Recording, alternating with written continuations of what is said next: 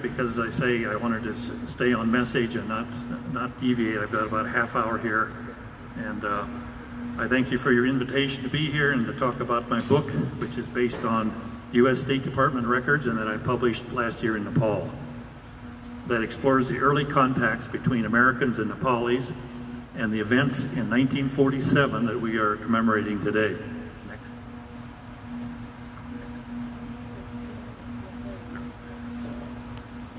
But first, how did I meet Nepal 57 years ago and establish a lifelong love affair with that country? By the way, I'll be landing at Tribhuvan International Airport 1 month from today. You can see a photo here that I took from Swayambhunath when I first arrived in Kathmandu. You won't see such green fields today.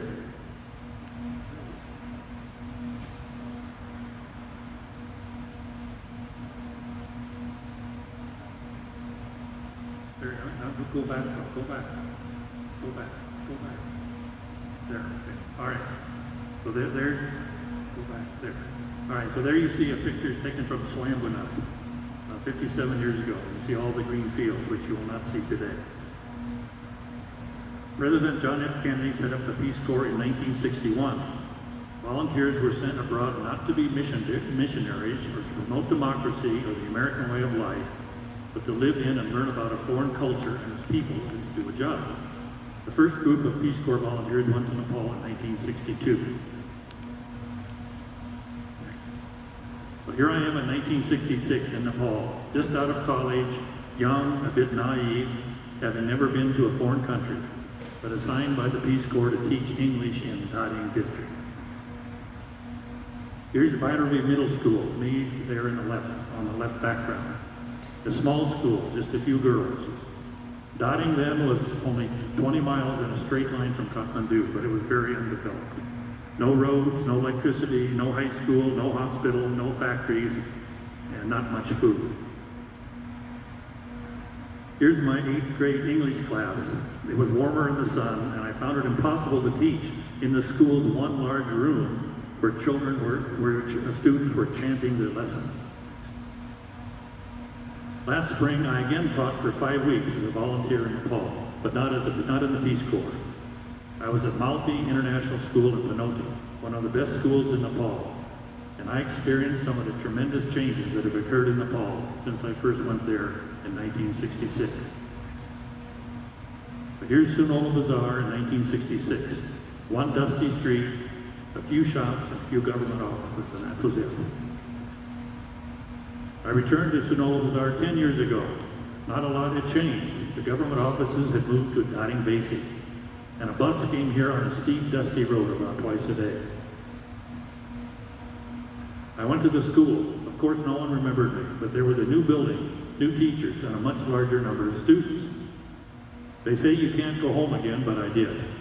I went back to my first home in Nepal, although the house I lived in is no longer standing. So a few years ago, I published this book in Kathmandu with some of the photos I had taken between 1966 and 1975. Then I did a book of black and white photos on different aspects of Nepali life and culture.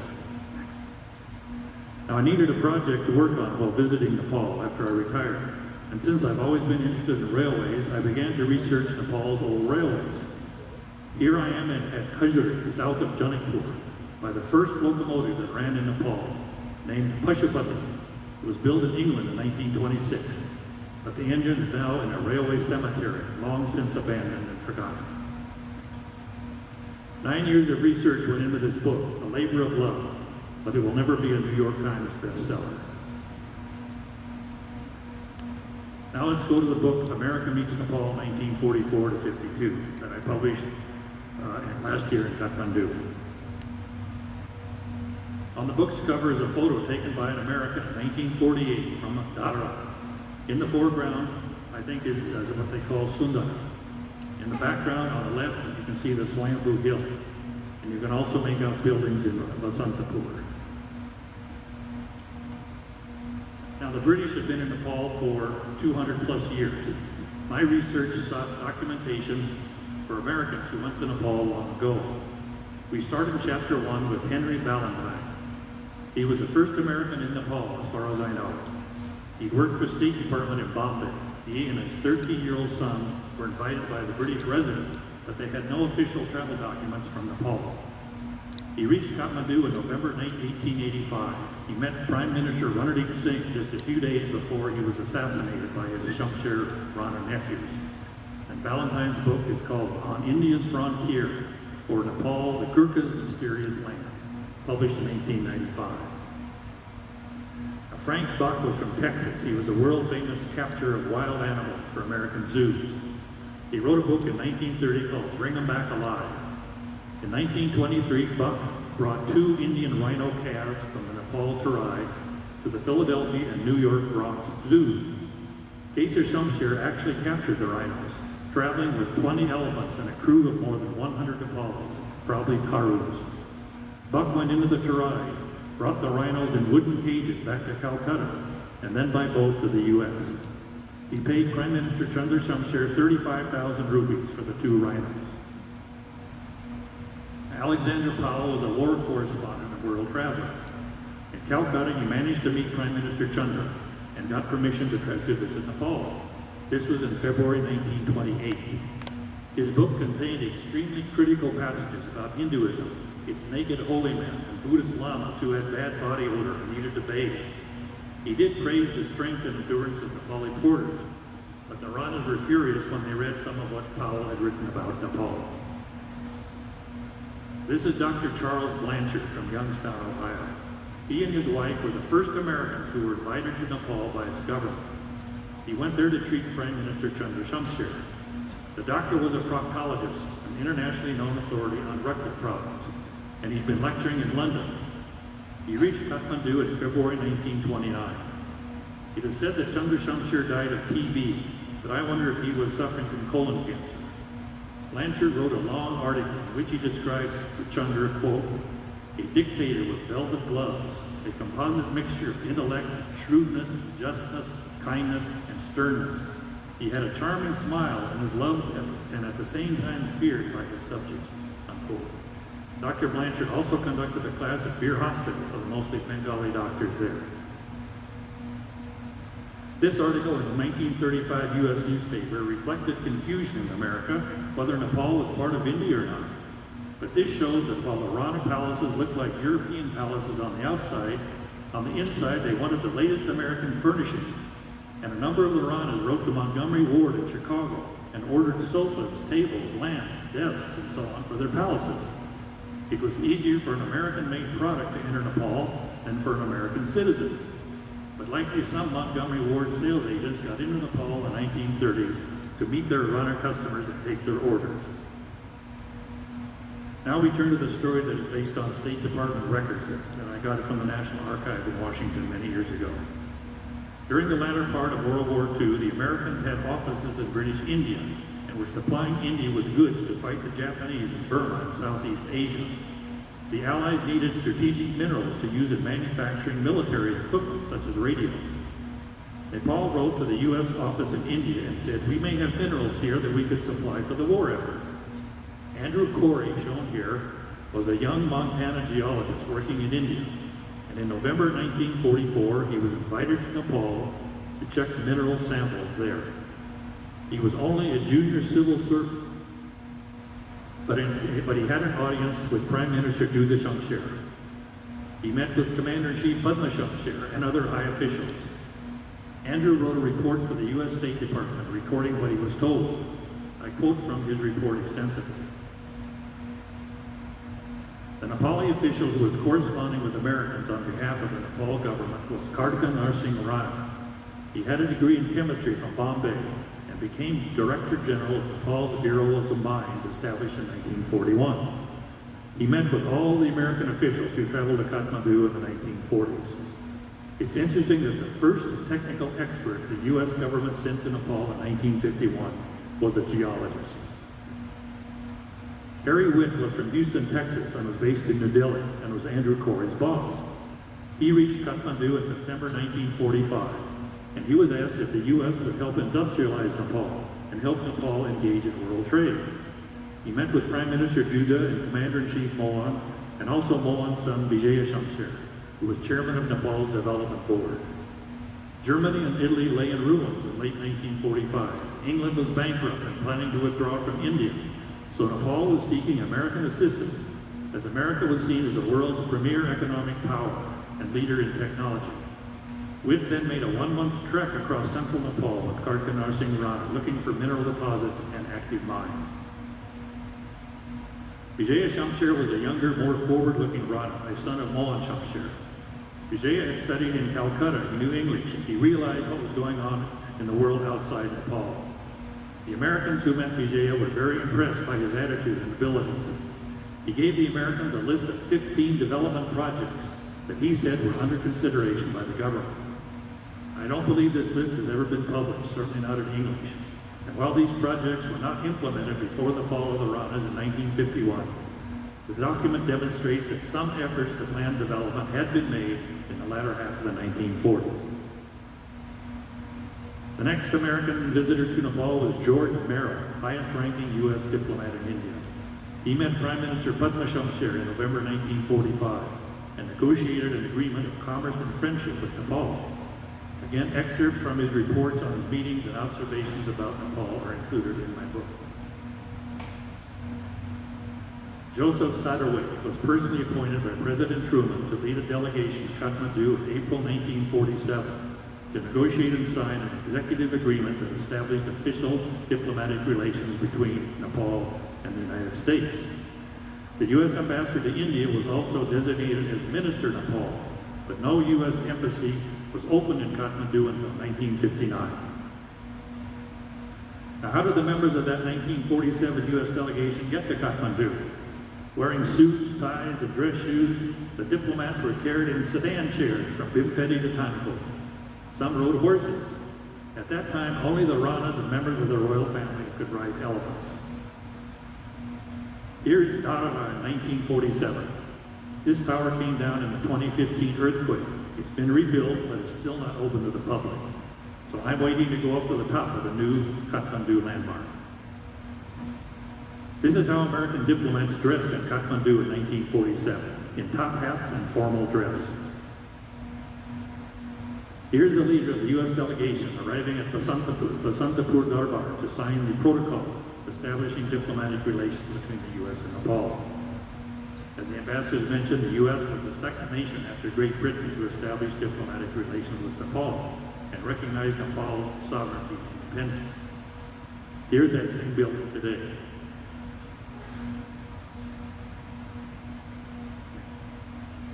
This is inside Gati Betha. I hope I said that right. The Hall of the Throne. King Thirgulan is on his throne. To the left is Crown Prince Mahendra. The Prime Minister and Satterwhite are seated on the sofa.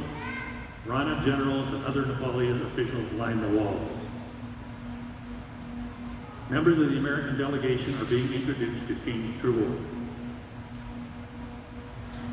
This is what the hall looks like today. Here's the American report of the scene in Kathmandu on April 25, 1947, when diplomatic relations between Nepal and America were formally established.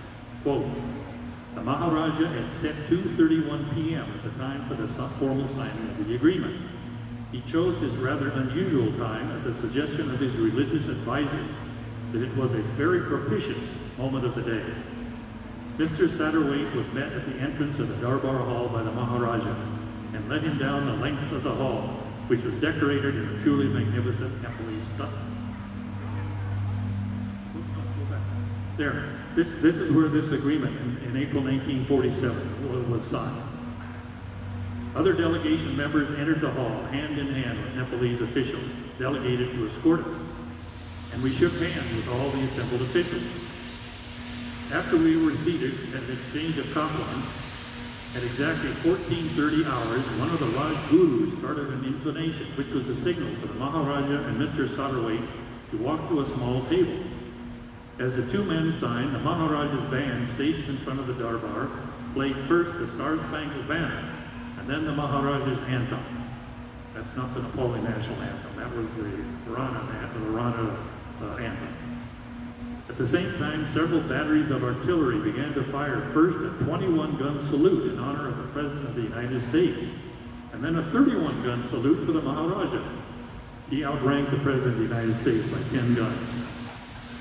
From time to time during the signing ceremony, the Rajgurus would utter chants which served presumably to put their blessings on the ceremony. The Maharaja then read a speech which was replied to by Mr. Satterwhite. Attar and Pan were next given by the Maharaja to the members of the mission. After the members of the mission had again shaken hands with the numerous generals present, they returned to the mission residence with their Lancer escorts. In the quotation. Henry Grady, U.S. Ambassador to India and Minister to Nepal, met Prime Minister Mohan Shamsher in Kathmandu in May 1948. Some members of his mission wrote very interesting reports about what they saw and learned during their short visit to Nepal. They noted that the dominant fact about Nepal was its isolation, so that any general U.S. State Department involvement in Nepal would be premature. Grady noticed that Nepal could obtain foreign exchange only through British India, and that American exports or imports had to pass through Indian ports, that Nepal had no commercial agreement with India to allow access to those ports and set tariffs. And in 1948, there was no U.S. foreign aid program for Nepal or any other country. Now, Merrill and future U.S. ambassadors were introduced to King Trubula in formal ceremonies. But as you know, the king was strictly a ceremonial figure. He was recognized as the head of state, but exercised no authority, as the Ranas kept a close guard over him and did not allow him to talk to foreigners or even meet with ordinary people of Nepal. However, he was secretly in touch with and supported efforts by Nepalis in India to oust the Ranas and restore the powers of the Shah monarchs.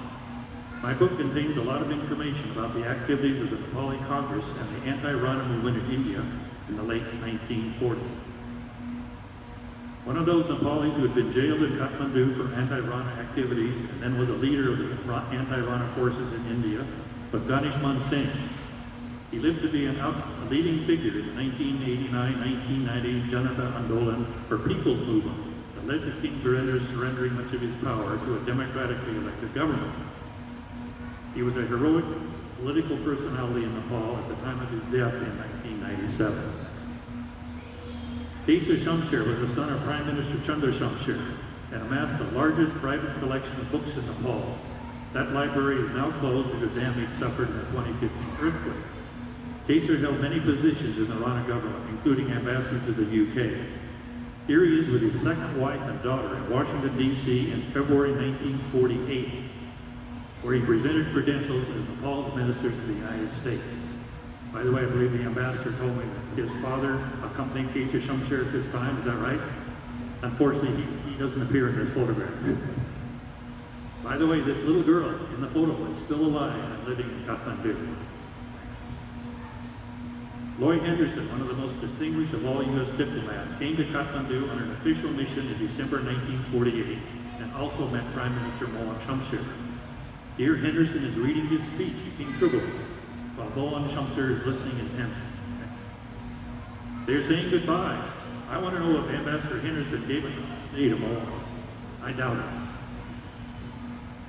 Some U.S. diplomats in India received a 1949 New Year's greeting card from Prime Minister Mohan Shamsher. It features a photo of Pashupatinath Temple. Dillon Ripley was an ornithologist and a professor of zoology connected with Yale University and the Smithsonian Institution, and he got permission to travel to parts of western and eastern Nepal in the late 1948 to collect birds. We know how essential Sherpa guides are to the many foreign-sponsored mountaineering expeditions, but Nepalis have always played a key role in most scientific expeditions in Nepal. Here's the man who led Ripley on the jungle trails in search of birds. Note the guide's ancient British gun, the large kukri, and the lack of footwear. Ripley's book of his adventures in Nepal was published in 1952 and is readily available today in reprint editions. Spiny babbler was a bird that they thought had gone extinct, and Ripley was looking for that in Nepal. Dr. Carl Taylor was born in India, and he conducted the first health survey in Nepal in 1949. This photo was taken much later in China. I include sections of his report in the book to illustrate the woeful state of healthcare facilities, lack of medicines, and numerous diseases from which Nepalis in the Terai and hill areas suffered only 75 years ago. Taylor became a world-famous expert on international health issues during a long subsequent career at Johns Hopkins University in Baltimore. By 1949, opposition to the Rana regime had grown, particularly among Nepalis who had been exiled to India. Due to the practice of multiple wives and mistresses, the Rana male population had exploded, and those born of women of lower caste had been deprived of their right to hold high office by Judah Shamsher in 1932. Subarna Shamsher, who's pictured here, had been exiled to Calcutta, where he became a wealthy businessman, and he funded those who sought to overthrow the Ranas. In 1951, Subarna became Minister of Finance in the government and was also in the 1959 Congress government. But when King Mahendra dissolved that government and arrested many of its officials, Subarna fled again to Calcutta, where he lived until his death. Now, Dr. K.I. Singh, in the middle, is another leader of the anti-Rana forces. He led a ragtag group of fighters in the Western Terai in 1950, refused to lay down his arms when the Nepali Congress leaders told him to do so.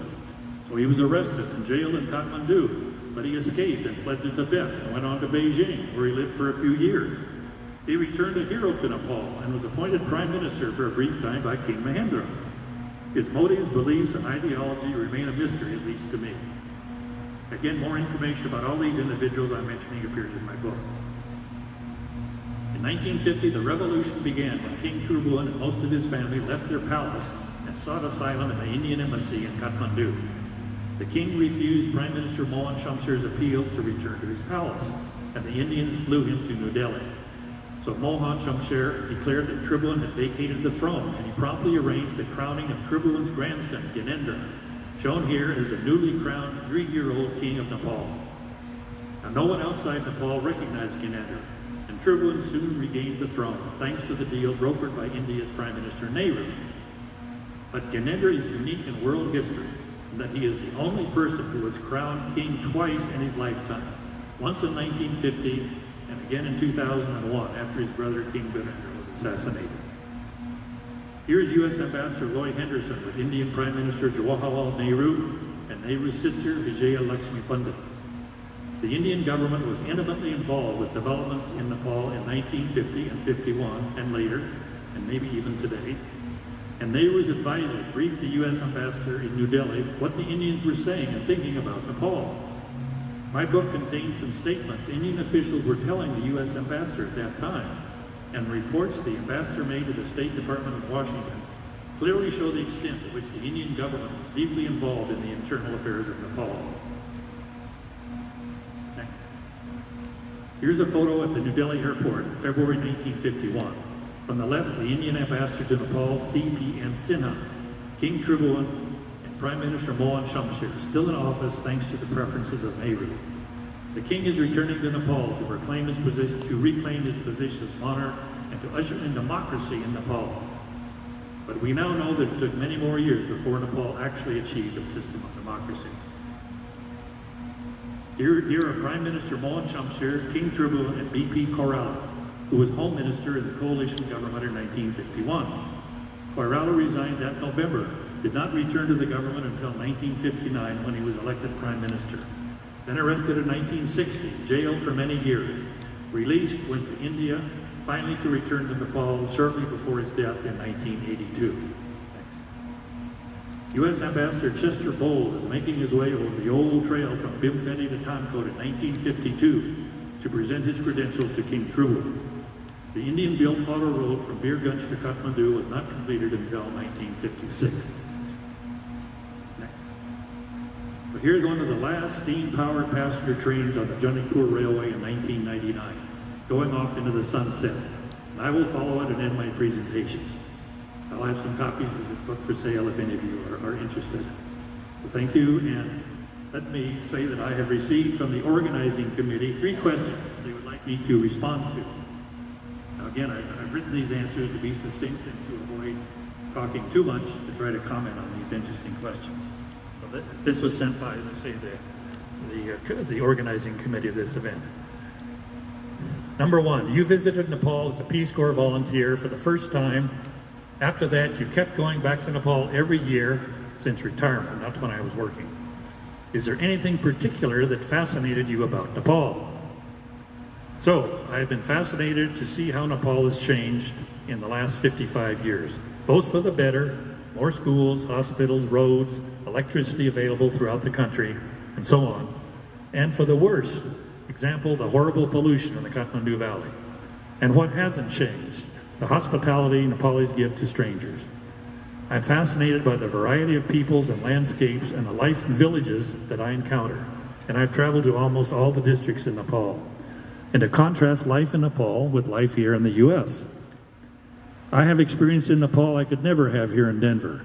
The Nepalis I meet and talk with, from journalists and historians to former students to young people with few skills from the hills who are trying to survive in expensive Kathmandu. Doing research, giving talks at Tribhuvan University, the Department of Railways, the Madan Puraskar Library in Patan, learning new things every time I visit Nepal. So those are some of the reasons I keep going there. Question number 2. Since you've been visiting Nepal for a long time and you've witnessed political and social changes in Nepal, in your opinion, what is going right and what is going wrong in terms of socio-political changes in Nepal? Well, of course, these are my personal opinions only. The good news in politics is the essential structures necessary for a democratic society are largely in place. 3 branches of government for checks and balances. The executive branch led by a prime minister, the legislature, the parliament, and the judiciary. A constitution recognizing basic human rights and freedoms like free speech, a free press, the right to assembly, fair elections with competing political parties, a rule of law framework, and a vigorous civil society. All these are works in progress, not perfectly realized. On the other hand, a more democratic political culture, meaning widely accepted norms and standards of proper behavior, accepted by politicians and the public, needs to develop. You have old-style corrupt politicians struggling for power by any means necessary, favoring friends and relatives and lackeys, more interested in amassing riches than the public good, and a lethargic and often ineffective bureaucracy. And success for Nepalis in many areas of life is often dependent on political connections and favors. So a vibrant democracy takes time to develop. We here in America had a good basic framework established 250 years ago in 1782, with a Constitution and a Bill of Rights. But we are still working in many ways to make our government work effectively for the benefit of the people. Progress towards democracy takes time. Instant revolution is not the answer and never has been. Regarding social changes, the emergence into the public awareness and acceptance of the Janjatis, the dozens of ethnic groups and religious minorities like the Gurungs, the Newars, Muggars, and Dalits, and recognition of their histories and cultures is very positive. But I would caution against going to extremes and making identity politics the accepted norm. I believe the goal should be for all the various ethnicities to think of themselves first as Nepalis, as citizens of the nation of Nepal, and not primarily as Limbus, Brahmins, Muslims, and so on. The disappearance of caste-based distinctions in public life is a worthy goal to pursue, in my opinion. And finally, number 3, what do you think about the growing size of the Nepali diaspora in the United States and elsewhere in the world? How can they assimilate into American society and also protect their Nepali identity? So many Nepalis leaving Nepal, thousands every month in search of jobs. It's unbelievable, but understandable and also very sad. If the well-educated, ambitious youth leave Nepal for better opportunities in foreign countries, what does that mean for the future of Nepal and its hopes for positive change? And those going to the Gulf to build stadiums for the World Cup, and young Nepali women leaving to work as housemaids and beauticians in Israel and Japan will never feel a part of those societies. Yet they will be away from their families and friends and their culture in Nepal. Yes, they may earn some money, but at what cost? And will they ever feel happy? You adults here in America will always retain your Nepali identity. But living abroad, your view of Nepal and its customs may change. And you may accept new values, just as my views and understanding of America changed when I was living in Nepal. And your children who are born here or come here at a very young age will grow up as Americans, not Nepalis. Well, that's not so bad. I grew up as an American and turned out okay. Your kids may eat dal bhat and understand your Nepali, but they will probably never go back to live in Nepal. They will have a very different life and experiences here in America. They will never know Nepal as you know it. You made that decision when you brought them here to America. As for the question of assimilation, I prefer to think of that idea as participation, appreciation, or feeling at home in America. That should be your goal, not to change who you are, but to expand your understanding of who you are, while still preserving your basic Nepali identity. How may you achieve this? Here are some suggestions. Explore America, go to museums, zoos, take trips to see beautiful scenery and visit historical places. Read books about American history. Read great American novels by authors such as Mark Twain and Sinclair Lewis and Henry James.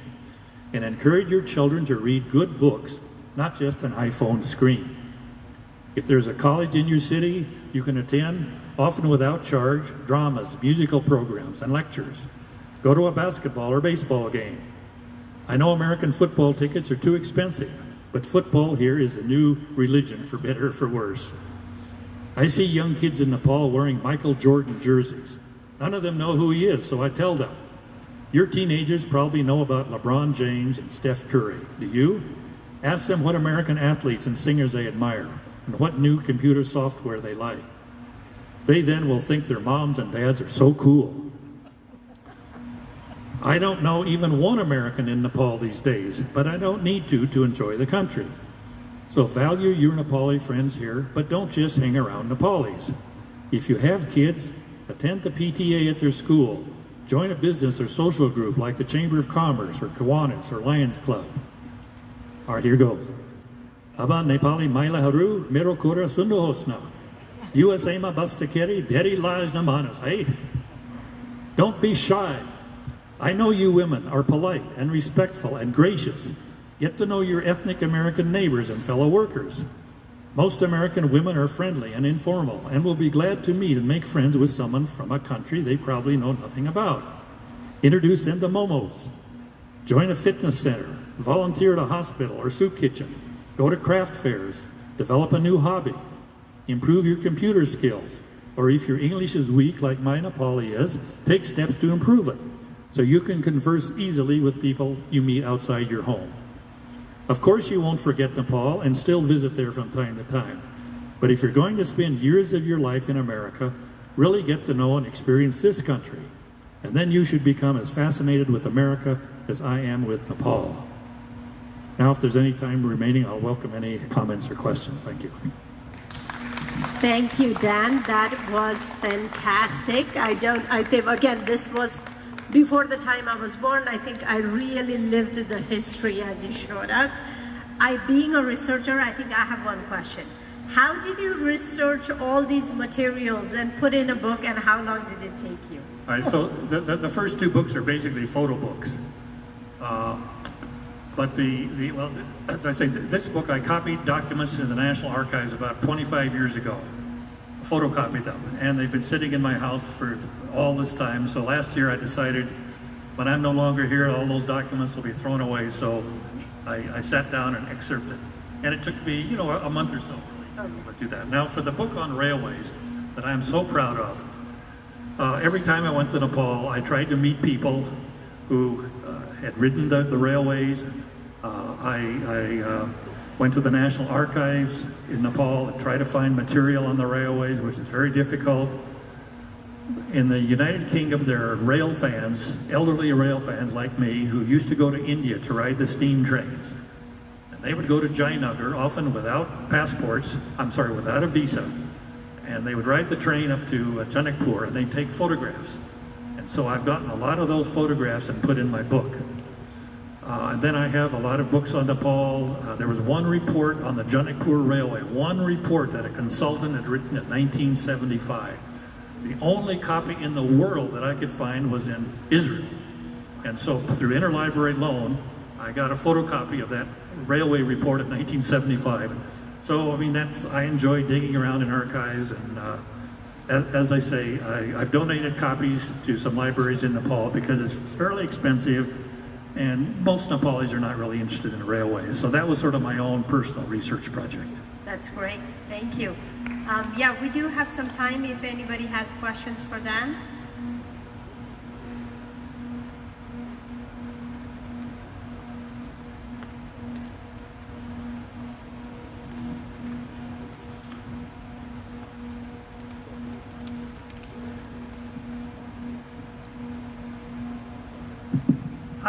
my name is Kisa. I'm from Kathmandu. I know you're a fan of railways. Me too. I have ridden Janakpur Railway and also ride the Birganj Railway. You don't look that old. The Birganj Railway ended in 1968. No, but when I was 10 years All old, right, I understand. All right, very Father good. used to do business over there, and All I right. used to ride, go over there, and I will just jump on a train, just the ride from Indian border to crossing the to the Birganj custom office. I used to do that. Yeah, yeah. So my question to you: you have seen so much past, present. What do you think about the future of Nepal right now? Future of railways or the future of Nepal itself? Well, I'm talking about especially the whole Nepal of well, it's very hard to.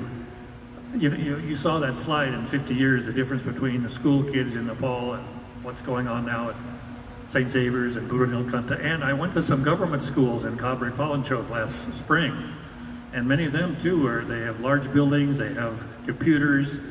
So I mean, there's been a lot of change. The big problem is what I talk about. So many young people are leaving Nepal because if they're ambitious, they have good training, they don't feel they can get jobs. The population is up to now 29 million people. Nepal is about the size of Illinois. It's a pretty small country. So I don't know. It's hard to predict. The ambassador said, the government works slowly, and of course it can work slowly here. So I won't be around if there's dramatic change in Nepal. But again, the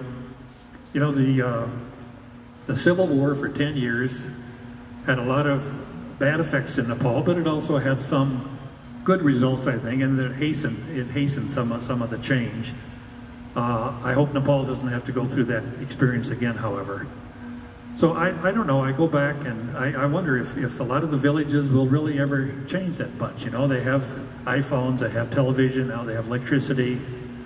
So, the government or the people have to realize that you don't have to go to Malaysia or Japan or America or the UK to lead a good life.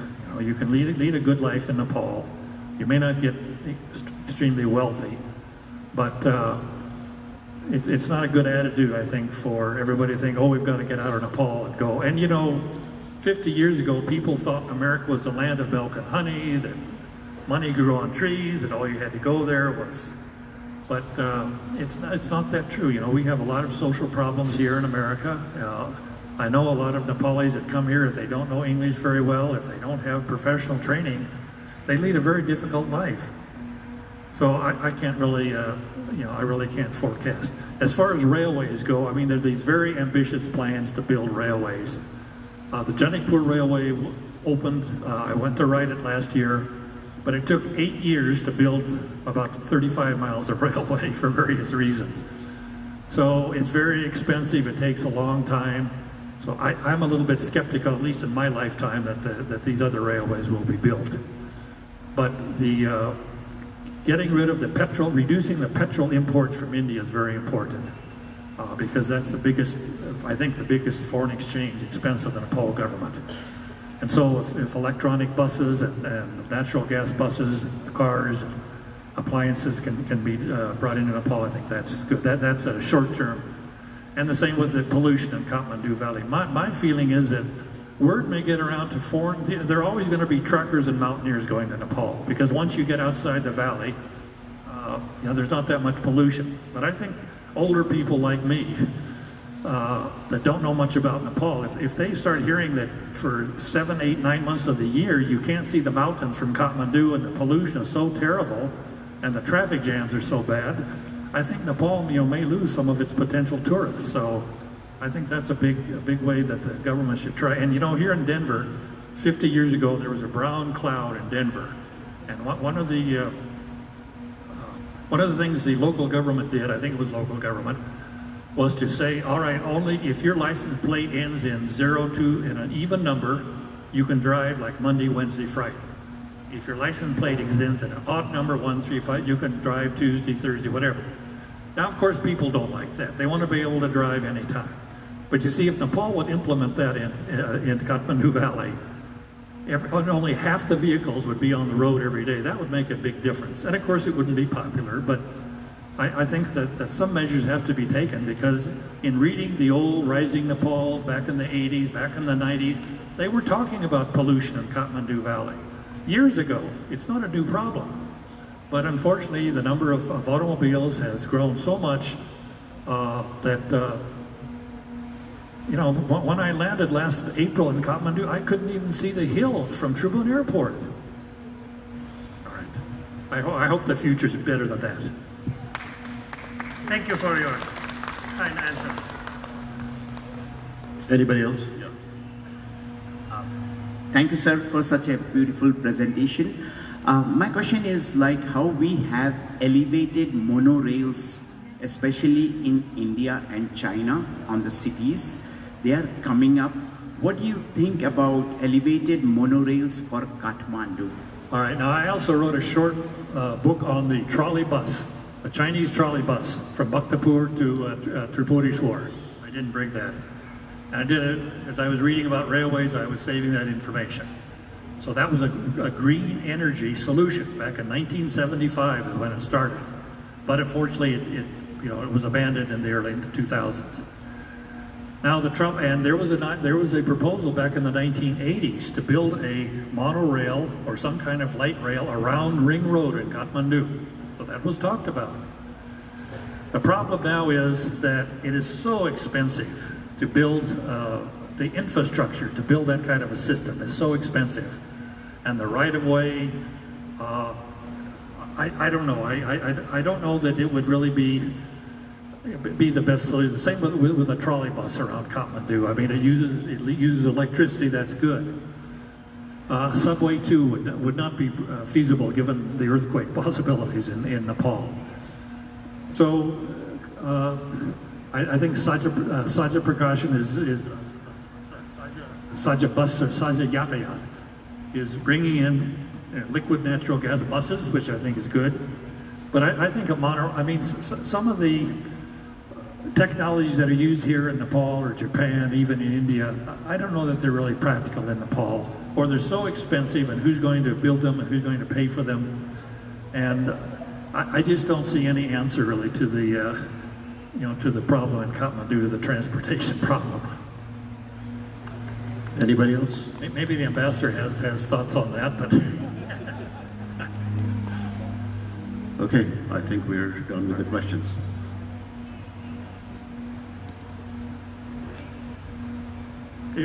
I'll be around for a little while, so if anybody wants to come up one-on-one, I'll be happy to talk. But I remember, I'm seeing Nepal as an outsider, as a foreigner, and I realize how much of that experience escapes me. You know, I can't read the Gorkha Patra.